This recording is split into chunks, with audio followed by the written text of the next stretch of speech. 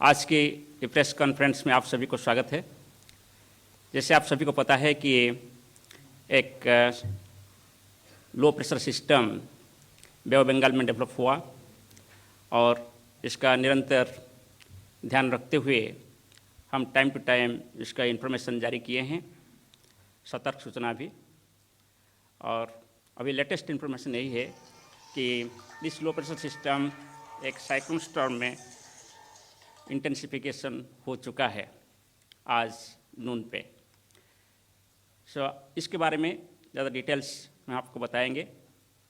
अभी ये जो उपग्रह के चित्र आप देख रहे हैं, ये साइक्लोन स्टॉर्म जवाद जो बे ऑफ बंगाल में अभी केंद्रीभूत है और धीरे धीरे ये उत्तर उत्तर पश्चिम दिशा में गति कर रहा है। Next slide please.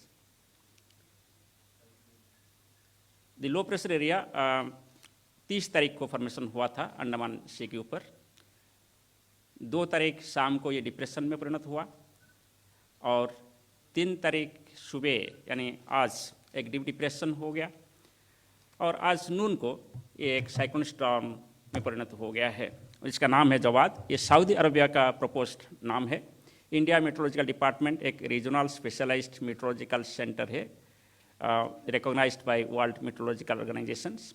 हम सभी कंट्री को साइक्लोन के बारे में जानकारी देते हैं और जब साइक्लोन डेवलप होता है इसका नामकरण भी करते हैं। इसलिए हम अभी इसका नाम जवाद रखे हैं as per the standard procedure. और इसके सेंटर के पास जो विंड स्पीड है वो जब तक 60 to 70 kilometre per hour, gusting to 80 kilometre per hour है। और ये अभी 420 kilometres south east of Visakhapatnam है और 650 kilometre south east of Paradip and 530 kilometres south east of Gopalpur है। Next please. अभी जो साइक्लोन इसका रेखांकित चित्र आप देख पाएंगे कि इसका ट्रैक कैसे रहा है। पास्ट 24 आवर्स आप देखेंगे कि ये नॉर्थ वेस्ट वर्ड लगभग मूव किया है और धीरे धीरे ये नॉर्थ वेस्ट होते हुए फिर नॉर्थ वेस्ट मूव करेगा और कल शाम तक विशाखापट्टनम की ईस्ट में west central bay of Bengal पे ये केंद्रीभूत होगा और फिर ये धीरे धीरे बढ़ के 5th नून यानी 5 तारीख को अराउंड नून टाइम पर पूरी के आसपास पहुंचेगा। माने 4 तारीख शाम के बाद इसका दिशा परिवर्तन होगा और 4 तारीख शाम से ये साइक्लोन धीरे धीरे नॉर्थ ईस्टवर्ड मूव करेगा along Odisha coast and adjoining north Andhra Pradesh coast. और जब तट के पास होगा, सबसे क्लोज होगा, वो है 5 तारीख अराउंड नून। पूरी एरिया में ये टच करेगा। इसके बाद इसका नॉर्थ ईस्टर्न मूवमेंट जारी रहेगा एलोंग ओडिशा कोस्ट एंड ये पॉसिबिलिटी है कि टच करने के बाद इसका वीकनिंग शुरू होगा और धीरे धीरे ये नॉर्थ ईस्टवर्ड मूव करते हुए वेस्ट बंगाल तट की तरफ गति करेगा। और इसके लिए हम प्री साइक्लोन वॉच इशू किए थे 1 दिसंबर पे और साइक्लोन अलर्ट हम इशू किए हैं और हम इसको फिर साइक्लोन वार्निंग में परिवर्तन करेंगे। स्पेशल वार्निंग पहले हम अंडमान निकोबार आइलैंड्स के लिए दे रहे थे और अभी अंडमान निकोबार आइलैंड्स के लिए हम डी वार्निंग कर चुके हैं क्योंकि अभी ये सिस्टम अंडमान निकोबार आइलैंड से बहुत दूर आ चुके हैं। और अभी सिर्फ वार्निंग आंध्र प्रदेश, उड़ीसा और गेंजेटी वेस्ट बंगाल के लिए है, स्पेशली विंड और रेनफॉल की वार्निंग। और नॉर्थ ईस्टर्न स्टेट्स में भी इसके असर में बारिश हो सकता है, इसके लिए वहाँ भी हैवी रेनफॉल वार्निंग है। Next please. इसको हम कंटिन्यूसली मॉनिटर करते रहते थे जैसे ही पहले साइक्लोन्स वगैरह। और 18 नवंबर को हम पहला इंडिकेशन दिए थे कि अंडमान सी और adjoining south bay of Bengal में एक साइक्लोनिक डिस्टर्बेंस डेवलप हो सकता है towards the end of the second week. Next. और ये इन्फॉर्मेशन पहला एक स्लाइड पहले, ये इन्फॉर्मेशन को फिर हम अपडेट किए थे 25 नवंबर को, ये दिखाते हुए कि ये south east bay of Bengal में कैसे इसका मूवमेंट होगा और कैसे मूव करेगा। इनिशियली नॉर्थ वेस्ट जाकर फिर north and north east movement होगा और जेनेसिस का ये प्रेडिक्शन था कि ये एक साइक्लोन बनेगा। Next please. हम स्पेसिफिकली रेनफॉल का प्रेडिक्शन देखें तो जो अंडमान निकोबार आइलैंड के लिए जो रेनफॉल फोरकास्ट था हम इसको अभी डी वार्न कर चुके हैं आज कोई ऐसे हेवी रेनफॉल हम एक्सपेक्ट नहीं कर रहे हैं। अंडमान निकोबार आइलैंड्स पे की स्ट्रॉन्ग विंड भी एक्सपेक्ट नहीं कर रहे हैं, मगर नॉर्थ कोस्टल आंध्र प्रदेश और उड़ीसा के लिए अभी सबसे ज़्यादा वार्निंग है। इसमें heavy rainfall at isolated places commence हो सकता है, शुरू हो सकता है नॉर्थ कोस्टल आंध्र प्रदेश और एडजनिंग साउथ कोस्टल उड़ीसा में आज शाम से, यानी 3 तारीख शाम से शुरू हो सकता है। 4 तारीख को इंटेंसिटी बढ़ेगा रेनफॉल का, और heavy to very heavy rainfall at isolated places और extremely heavy rainfall at isolated places भी हो सकता है north coastal Andhra Pradesh districts जैसे विशाखापट्टनम, श्रीकाकुलम और विजयनगरम में, और उड़ीसा की सभी तटीय डिस्ट्रिक्ट्स में जैसे गंजाम, गजपति, खोर्धा, नयागढ़, पुरी, जगतसिंहपुर, केंद्रापड़ा, ये सभी भद्रक, बालासोर, ये सभी इलाका में heavy to very heavy rainfall at a few places और आइसोलेटेड प्लेसेस में एक्सट्रीमली हेवी रेनफॉल हो सकता है। ये सभी इलाका भुवनेश्वर एंड कटक सिटी को भी इंक्लूड करता है। और 5 दिसंबर को रेनफॉल एक्टिविटी कम हो जाएगा उड़ीसा में, मगर फिर भी heavy to very heavy rainfall हम एक्सपेक्ट कर सकते हैं north coastal Orissa and adjoining interior Orissa. West Bengal और आसाम, मेघालय के लिए, वेस्ट बंगाल के लिए heavy to very heavy rainfall at isolated places हो सकता है 4 तारीख और 5 तारीख को, और आसाम, मेघालय, त्रिपुरा, मिजोरम वगैरह में 5 तारीख और 6 तारीख को heavy rainfall at isolated places हो सकता है। Next please. सो अभी हम इसको ग्राफिकली देखें तो ये जो रेड कलर वार्निंग हम रखे हैं आंध्र प्रदेश में 3 डिस्ट्रिक्ट के लिए हम रेड कलर वार्निंग रखे हैं, वो है श्रीकाकुलम, विजयनगरम एवं विशाखापट्टनम। ये 3 डिस्ट्रिक्ट के लिए विंड स्पीड रहेगा जैसे 80 to 90 kilometre per hour, gusting to 100 kilometre per hour, और रेनफॉल भी रहेगा heavy to very heavy rainfall at a few places and isolated extremely heavy fall specially on 4 दिसंबर। मगर 3 दिसंबर को आज से बारिश शुरू होगा, इसलिए आज के लिए ऑरेंज कलर वार्निंग है, कल के लिए रेड कलर वार्निंग है। रेड का मतलब होता है कि एक्शन। ऑफ कोर्स ये सभी वार्निंग की वजह से कंसर्न स्टेट गवर्नमेंट और सेंट्रल गवर्नमेंट एजेंसीज एक्शन ले रहे हैं। और इसके बाद लेट अस सी क्या उड़ीसा के लिए वार्निंग है। Next please. District wise warning ये उड़ीसा के लिए आज हम आइसोलेटेड हेवी रेनफॉल वार्निंग दिए हैं, mainly south coastal and adjoining north coastal Orissa districts.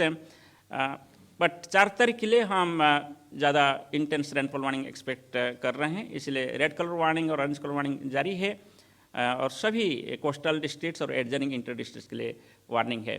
और 5 तारीख को जैसे मैं बोल रहा था नॉर्थ कोस्टल डिस्ट्रिक्ट्स में ज़्यादा बारिश होने का उम्मीद किया जा रहा है, और इसलिए अकॉर्डिंगली वहाँ वार्निंग जारी है। Next please. सो विंड्स का बात करें, सो स्क्वाली विंड्स आज रात से शुरू होने वाला है, और 45 to 55 kilometre per our wind speed शुरू होगा मिडनाइट के बाद नॉर्थ कोस्टल आंध्र प्रदेश और साउथ कोस्टल उड़ीसा में पहले शुरू होगा, और धीरे धीरे साउथ कोस्टल उड़ीसा और नॉर्थ कोस्टल उड़ीसा का जो डिस्ट्रिक्ट है और इसके आसपास जो समुद्र है वहाँ होगा। तो सबसे ज़्यादा विंड स्पीड 4 तारीख शाम से शुरू करके 5 तारीख फॉरनून तक और नून तक आप एक्सपेक्ट कर सकते हैं।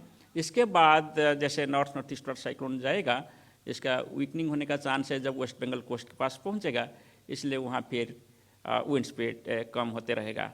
और कोस्ट की बात करें तो जो मैक्सिमम विंड स्पीड हम एक्सपेक्ट कर रहे हैं north coastal Andhra Pradesh district जैसे विशाखापट्टनम, श्रीकाकुलम, विजयनगरम डिस्ट्रिक्ट्स, और उड़ीसा का जो coastal district starting from Ganjam, Gajapati off to Kendrapara districts, इस डिस्ट्रिक्ट्स में wind speed 80 to 90 kilometre per hour, gusting to 100 kilometre per hour हो सकता है। फिर भी टेम्पररी पीरियड के लिए ये साइक्लोन एक सीवियर साइक्लोन सिस्टम रहेगा सी में, जहाँ की wind speed 90 to 100 kilometre per hour, gusting to 110 kilometre per hour हो सकता है। Next please. वेस्ट बंगाल की बात करें, सो वेस्ट बंगाल में जैसे तटीय इलाका है west and east Medinipur and north and south 24 Parganas, इस एरिया में पहले बारिश शुरू होगा 4 तारीख को, और 5 तारीख को इस इलाके में बारिश ज़्यादा होगा। और इसके साथ साथ जो गैजेटिक वेस्ट बंगाल है, इसमें जितना डिस्ट्रिक्ट है इंक्लूडिंग कलकत्ता, वहाँ भी हम हैवी रेनफॉल एक्सपेक्ट कर रहे हैं। और यहाँ हमारा उम्मीद है कि heavy to very heavy rainfall होगा, मेनली तटीय इलाका में जो कोस्टल डिस्ट्रिक्ट्स है। Next please. और विंड वार्निंग देखें तो जैसे मैं बोल रहा था कि अभी एक साइक्लोन बन चुका है, इसका current wind speed 60 to 70 kmph है, वो धीरे धीरे बढ़ेगा 65-75 होगा, ऐसे बढ़ते हुए 90 से 100 किलोमीटर और गस्टनेस में 110 किलोमीटर प्रति घंटा हो सकता है 4 तारीख को मॉर्निंग से शुरू करके नेक्स्ट 24 आवर्स के लिए, यानी 4 तारीख मॉर्निंग से 5 तारीख मॉर्निंग या आफ्टरनून तक ये मैक्सिमम विंड स्पीड हो सकता है। इसके बाद विंड स्पीड डिक्रीज होगा। और स्क्वाली विंड स्पीड जैसे मैं बोल रहा था, आज रात से मध्यरात्र से मिडनाइट से स्क्वाली विंड स्पीड शुरू होगा और धीरे धीरे विंड स्पीड बढ़ेगा बढ़ के विंड स्पीड 90 kmph तक जा सकता है नॉर्थ कोस्टल आंध्र प्रदेश और उड़ीसा के तटीय इलाका में। जब वेस्ट बंगाल की बात करें, वहाँ विंड स्पीड 4 तारीख शुरू होगा 45 to 55 kmph और बढ़ते हुए 60 to 70 kmph और गस्टिंग टू 80 kmph हो सकता है। नेक्स्ट चलिए। सो अकॉर्डिंगली सी कंडीशन अभी हाई है। हाई मीन्स वेव हाइट बहुत ज़्यादा है, जो कि शिपिंग के लिए और फिशरमैन बोट्स वगैरह के लिए सेफ नहीं है। और ये high to very high sea condition जारी रहेगा 5 तारीख तक। इसलिए 3 तारीख से 5 तारीख तक जो सी एरिया है कम्प्लीटली अनसेफ है, mainly central bay of Bengal और north Bay of Bengal. Next please. So इसलिए जो हम एडवाइजरी इशू किए हैं कि fisherman are advise not to venture into south east and east central bay of Bengal on 3rd और वेस्ट सेंट्रल और north west Bay of Bengal को 3rd से 5 माने 3 से 5 तारीख के अंदर नहीं जाना चाहिए। और जो भी अभी इमीडिएटली कोस्ट के पास सी में है वो तुरंत वापस आ जाना चाहिए। कोई अभी 5 तारीख तक सी के अंदर नहीं जाना चाहिए।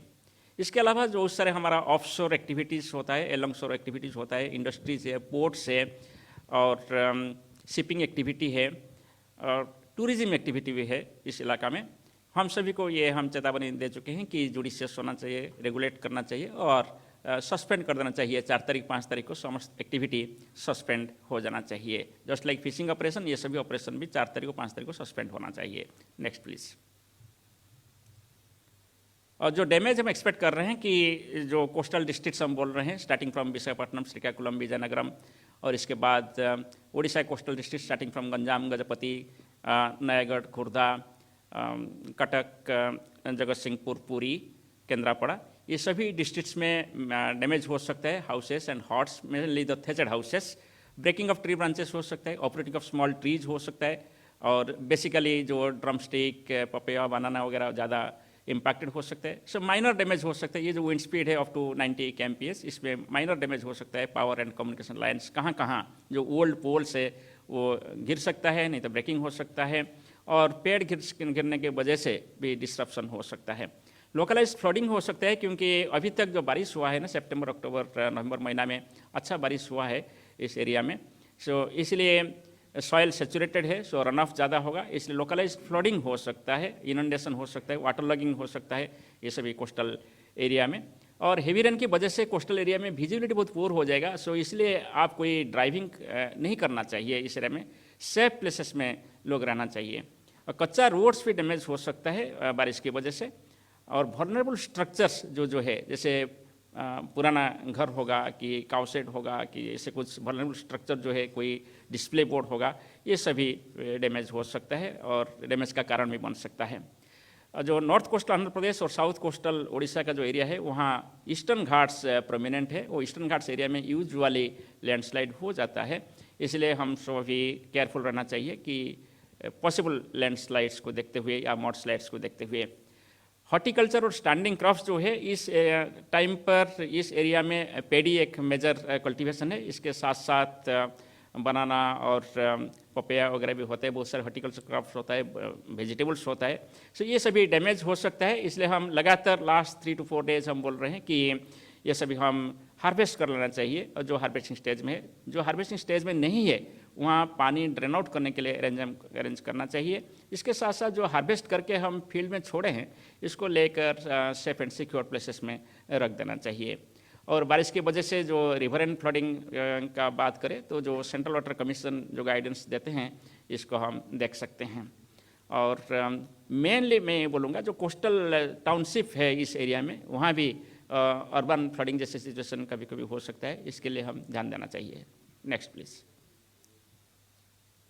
सो एक्शन हम यही सजेस्ट कर रहे हैं कि total suspension of fishing operations, coastal hutment dwellers to move to safe places, people in affected areas to remain indoors, movement of motor boats unsafe है, क्योंकि यहाँ बहुत सारे नदियाँ हैं और समुद्र के इलाके है, कोई मोटर बोट्स सेफ नहीं है वहाँ जाना, और कंट्री बोट भी नहीं जाना चाहिए। और एलंगड ऑफशोर इंस्टॉलेशन के लिए हम यही बोल रहे हैं कि 3 दिसंबर में आज से रेगुलेट करिए और 4th और 5th को कम्प्लीटली सस्पेंशन होना चाहिए।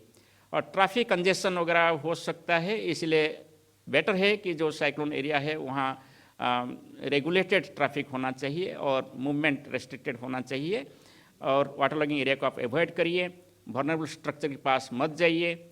और जैसे मैं बोल रहा था कि जितना आपका हार्वेस्टिंग स्टेज में जितना सारे क्रॉप्स है इसको आप हार्वेस्ट कर लीजिए और सुरक्षित रखें। Okay, next please. हाँ, so I think I will skip it, next please.